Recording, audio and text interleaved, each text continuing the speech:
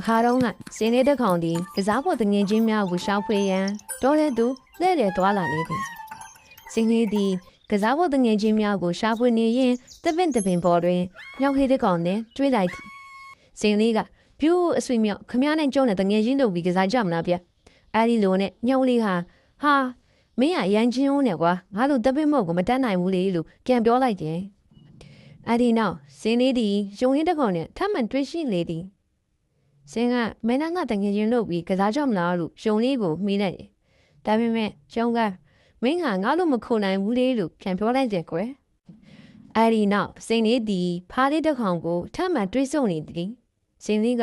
ပြူကုရွှေဖခမည်းနဲ့ကျုံတဲ့တငယ်ချင်းလုပ်ပြီးကစားမလားဗျ။ကျုံလေတငယ်ချင်းတွေလိုက်ရှာနေတာခမည်းကိုတွေ့ရနေအတော်ပဲဗျ။ဖားကငါနဲ့အတူခုံပြီးကစားဖို့မင်းကအရန်ချင်းလုံးနဲ့လို့ပြောလိုက်တဲ့ကွယ်။အဲဒီလိုနဲ့စင်းလေးဟာဒေါ်ထဲမှာကစားဖို့တငင်ချင်းများကိုတိုက်ရှာနေရင်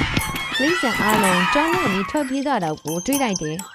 ။အဲဒါနဲ့စင်းကလေးကသူတို့ကိုဘာဖြစ်လို့ပြီးနေကြတာလဲလို့မေးလိုက်တယ်။ငါတို့နေတဲ့နေရာကိုကြားတော့ကောင်ရုံးလာပြီးငါတို့တိုက်ပန်စားနေတာကွာ